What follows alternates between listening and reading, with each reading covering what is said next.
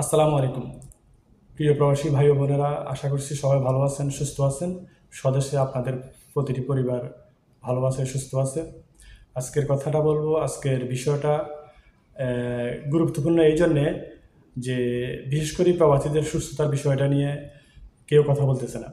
আর কিছু লোক কথা বলতেছে, কিছু জায়গা থেকে কথা বলছে, প্রবাসী থেকে, দেশের বাইরে থেকে কিছু বিক্ষিপ্ত আকারে কথা বলতেছেন, কিন্তু সে হিসেবে আমরা কোনো লক্ষণ দেখতে পাচ্ছি না যে সরকার প্রবাসীদের সুচিকিৎসার বিষয়টা নিয়ে সরকার কী পদক্ষেপ নিচ্ছে এবং সুচিকিৎসার বিষয়টা কতটা বিবেচনা রাখছে। আমরা বিশ্বাস করি যে প্রতিটি প্রবাসী সুস্থ থাকা মানে আমাদের দেশ সুস্থ থাকা, প্রতিটি প্রবাসী সুস্থ থাকা মানে তার ফ্যামিলি সুস্থ থাকা, প্রতিটি প্রবাসী সুস্থ থাকা মানে দেশের উন্নয়ন, দেশের রেমিটেন্স বেড়ে যাওয়া। আমরা বিশেষ করে মধ্যপ্রাচ্যের প্রবাসীরা অনেকে জটিল এবং কঠিন রোগে আক্রান্ত, জটিল কঠিন রোগ নিয়ে এখানে ভুগতেছেন। এখানে তাদের ভালো চিকিৎসার বিষয়টা ভালো চিকিৎসা হচ্ছে কিনা আমি জানি না। আমার দেখা অনেকে ভালো চিকিৎসা পাচ্ছে না। এর পিছনে একটা কারণ হচ্ছে যে এখানে সময় বের করাটা এবং হসপিটালে দৌড়াদৌড়ি করা, হসপিটাল থেকে কোম্পানির থেকে বা তার কাজের জায়গা থেকে ছুটি নিয়ে হসপিটালে যাওয়া, ডাক্তারের কাছে পরামর্শ করা। এবং এখানে আরেকটা বিষয় খুবই গুরুত্বপূর্ণ, সেটা হচ্ছে যে ভাষা জটিলতা। অনেক প্রবাসী আছে তার রোগের কথাটা ডাক্তারকে বুঝিয়ে বলতেও পারে না ভাষা জটিলতার কারণে। বিশেষ করে আরবিক ভাষা এবং ইংলিশ ভাষা অনেকে কথা বলে, আমরা অনেকেই হয়তো সেই ভাষাগুলো ভালোভাবে আয়ত্ত নিতে পারি নাই।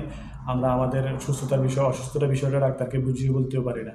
এবং আমাদের কাজের ক্ষেত্রে থেকে ছুটি নিয়ে, সে ছুটি যদিও পাওয়া যায় সেখানে হয়তো 1-2 দিন, সেই ক্ষেত্রে আমরা আমাদের রোগের বিষয়গুলো ডাক্তারকে সুন্দরভাবে হসপিটালে বুঝিয়ে বলতে পারি না। তাই আমি বিশ্বাস করি আমরা প্রবাসীর জন্যে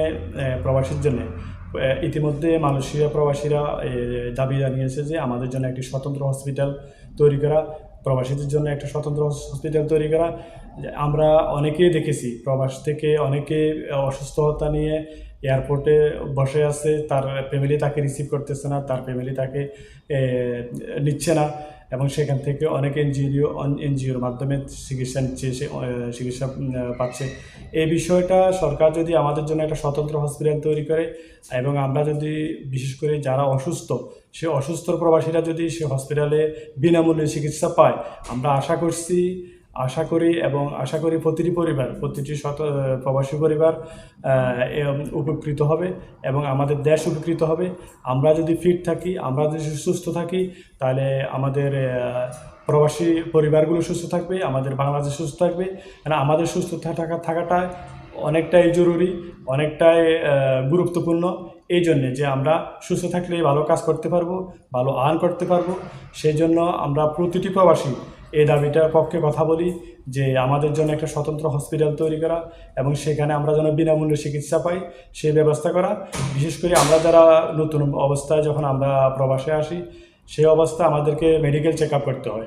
এভাবে যদি যখনই আমরা ভ্যাকেশনে ছুটিতে দেশে যাব, আমরা যেন আসার সময় বা আমাদের একটু সময় বের করে যদি আমরা আমাদের পুরো বডিটা চেক আপ করে আমাদের অসুস্থ রোগগুলোকে যদি নির্ণয় করতে পারি, তাহলে সেই হিসাবে আমরা চিকিৎসা নিতে পারবো।